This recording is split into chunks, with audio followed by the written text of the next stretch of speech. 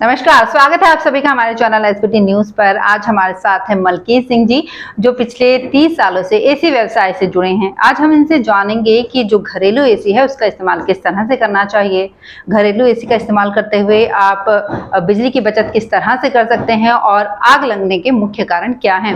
तो सर, सबसे पहले आपका बहुत बहुत स्वागत है हमारे प्रोग्राम में।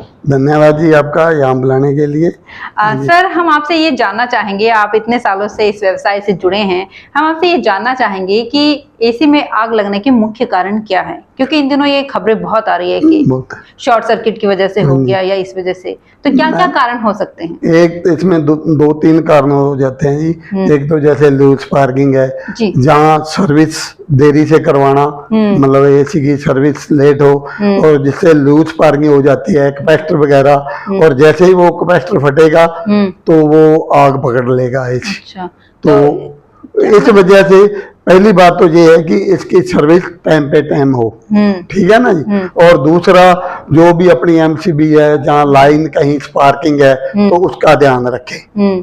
तो सर्विसिंग कब कब होनी चाहिए? इसका कुछ ड्यूरेशन है, 6 मंथ में, 1 ईयर में? नहीं जी, इसका ये होता है कि एसी कहाँ लगा है उस पर डिपेंड करता है। जैसे कि एक एसी तो मतलब यहाँ बाहर कचरा ज्यादातर है विंडो एसी के लिए, जहाँ आउटर पे ऊपर कचरा पड़ रहा है, तो उसकी तो सर्विस सीजन में 3 बार भी हो सकती है। और एक जो सेफ जगह पे है, जैसे ऐसे मकान है जहाँ ज्यादा रोड नहीं चलती, तो वहाँ साल में 1 सर्विस भी चलती है। प्लस इसके एयर फिल्टर जो है वो हफ्ते की हफ्ते खुद घर पे ही कर लेनी चाहिए। कोई इजी है, इसका कोई वो नहीं है। दूसरा कारण ये है कि ज्यादा सर्विस का भी कई घरों में क्या होता है कि इधर तो एसी चल रहा है और नीचे सफाई हो रही है एसी की, ठीक है जी, और बेडशीट साफ हो रही है, तो जितनी भी डस्ट है वो सारी एसी के अंदर जाएगी, ठीक है नहीं। तो इस वजह से मतलब सर्विस आप खुद उसको टाइम लंबा चला सकते हो। अगर आप लापरवाही से चलाओगे तो महीने में भी सर्विस हो जाएगी। मतलब कुछ चीजों का ध्यान रखने की जरूरी है, ताकि आप लंबे समय बाद सर्विसिंग। हाँ जी, हाँ जी। अच्छा, ये खुद से भी पता चल जाता है कि अब एसी को सर्विसिंग की जरूरत है? हाँ जी, जैसे ही कूलिंग कम होगी अपने आप पता चल जाएगा। एयर फ्लो कम हो जाएगा, एसी का एयर फ्लो कम हो जाएगा। तो उस पे भी होगा, जैसे हाँ उस पे भी डस्ट आ जाती है। जैसे अपने ये बेडशीट करी और जैसे कुछ तो एयर फिल्टर पे चलेगी, कुछ ब्लोअर पे, जैसे ब्लोअर पे वो डस्ट जाएगी तो उसकी स्पीड कम हो जाएगी। अच्छा, जैसे हम घरों में रहते हैं, नॉर्मल एसी चला के रहते हैं, आजकल तो टेम्परेचर इतना है कि एसी के बिना तो चलता ही नहीं चलता। तो नॉर्मल टेम्परेचर कितना रखें कि बिजली की बचत भी हो और हमें कूलिंग भी मिलती रहे? हाँ जी, देखो जी, इसमें ये है कि आजकल की जो पीढ़ी है, नई पीढ़ी, उनको तो ये होता है कि आते ही 16 पे टेम्परेचर करो कि एसी जल्दी ठंडा कर देगा। लेकिन नहीं, अब पंखा है, पंखे के आप 1 नंबर पे करोगे तो वो धीरे चलेगा और 5 पे एकदम स्पीड पकड़ेगा। एसी में ये नहीं है, क्योंकि एसी में तो कूलिंग वो ही रहनी है, चाहे आप 26 पे करोगे और चाहे आप 16 पे। अगर 26 पे अपने को 15 मिनट लगे हैं कमरा ठंडा होने में, तो 16 में भी वही टाइम लगेगा, उसमें कोई वो नहीं है। तो इसलिए इसमें 2-3 कारण है कि एसी कभी भी 25 डिग्री से नीचे नहीं चलाना चाहिए। तो इससे बिजली की बचत भी हो जाएगी? बिजली की भी बचत होती है। और वो ये होता है ना कि लोग 16 पे करके और ब्लैंकेट ओढ़ के सो जाते हैं। वो तो बिजली बिल देना है, वो तो बिजली बिल दो आप उसका, और शरीर के लिए भी नुकसान है, वो नमी सोखता है। हाँ, ये भी कहना है लोगों का, भाई नमी भी सोखता है। हाँ, नमी सोखता है वो, और उस पे नुकसान बहुत ज्यादा है। आप बता रहे थे कि मतलब अगर हम जैसे रूम में आते ही 16 डिग्री टेम्परेचर पे कर देते हैं, तो आप बता रहे थे कि मतलब पहले तो 26 पे आएगा, फिर 24 पे, फिर स्टेप बाय स्टेप आएगा ना, गुजरेगा तो 26 से होके 16 पर आएगा। उतना ही लगेगा कूलिंग, टाइम वही लगेगा। बस ये मन का वहम है कि मन का 16 पे नथिंग, कुछ नहीं है ऐसा, सीधी कूलिंग। हाँ, नहीं ऐसा कुछ नहीं है। अच्छा, अब और चीजें जानते हैं आपसे।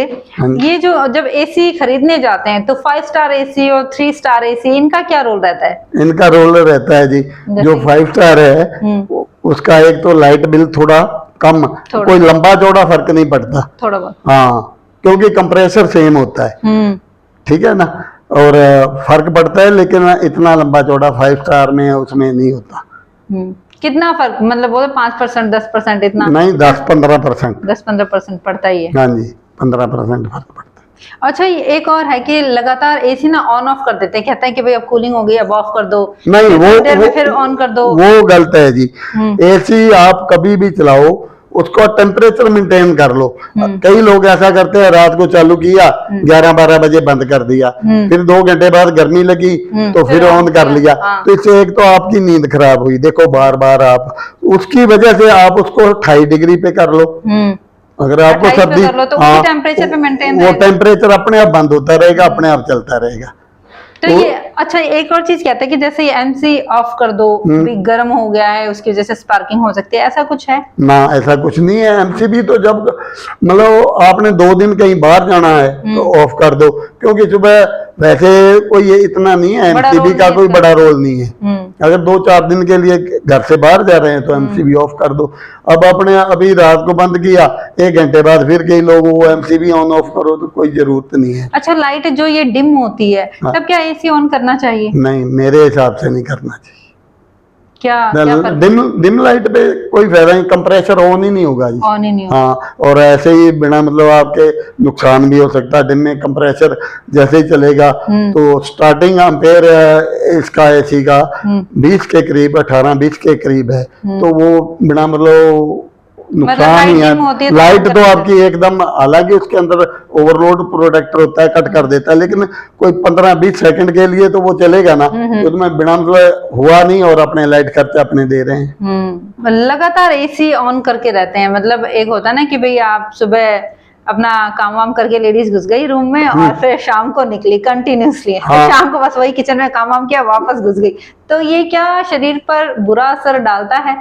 देखो जी, इसमें ये होता है कि कंटिन्यूज एसी में रहना भी नुकसानदायक है, शरीर कंटिन्यूज शरीर के लिए नुकसानदायक है। ठीक है, आपका जो लेडीज का टाइम है, 10-11 बजे एसी चलाया, 4 बजे बंद कर दिया, 5 बजे आप काम में लग गई, तो यहाँ तक तो वाजिब है। अब कई तो पूरा दिन ही एसी में 16 डिग्री करके बैठे रहे, तो वो तो शरीर को नुकसान है भाई दी भाई। आपको कहीं बाहर, कहीं आप ऐसी रिश्तेदारी में कहाँ जाओगे, वहां एसी नहीं है, तो फिर क्या करोगे आप?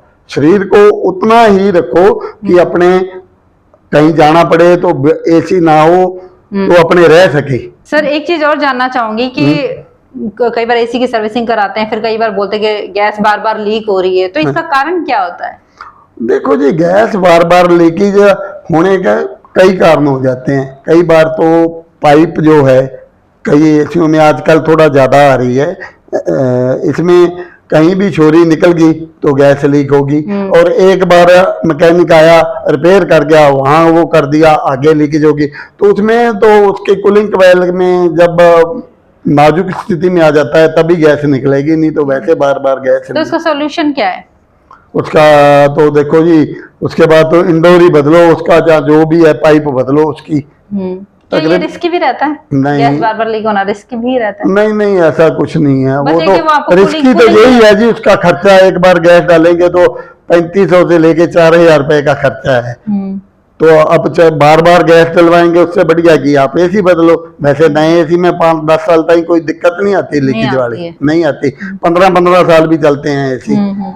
क्या सर एसी के लिए स्टेबलाइजर और जो एमसी है वो जरूरी है? हाँ जी, देखो जी, फिक्स स्पीड के लिए तो स्टेबलाइजर जरूरी है, ठीक है ना। और जो इन्वर्टर एसी आए हैं डीसी कंप्रेसर के, उसके लिए कोई वो नहीं है।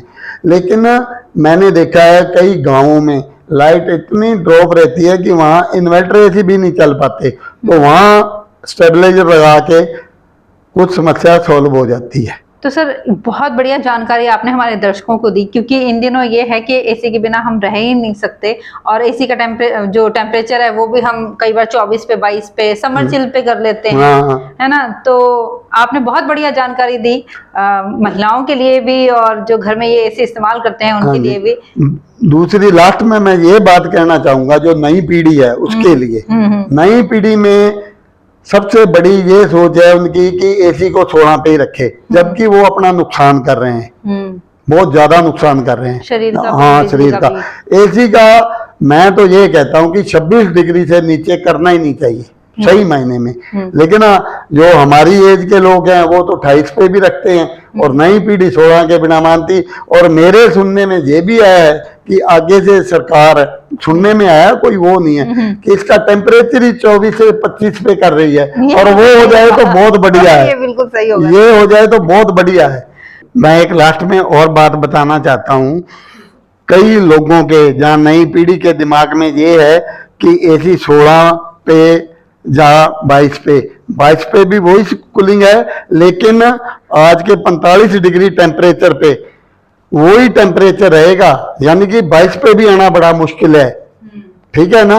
तो ये मत सोचो बच्चों की भी 16 डिग्री, आजकल के इस 45 डिग्री में 24 डिग्री भी टेम्परेचर आ जाए तो बहुत बड़ी बात है। बहुत बढ़िया हाँ। जानकारी सर हमारे दर्शकों के लिए। इसी तरह से हम चाहते हैं कि आप नेक्स्ट टाइम फिर से आएं और जो एसी का रखरखाव है घर पर किस तरह से रखें उसके बारे में भी आप बताएं। जरूर जी, थैंक यू। धन्यवाद। थैंक यू आपका यहाँ बुलाने के लिए, धन्यवाद। तहे दिल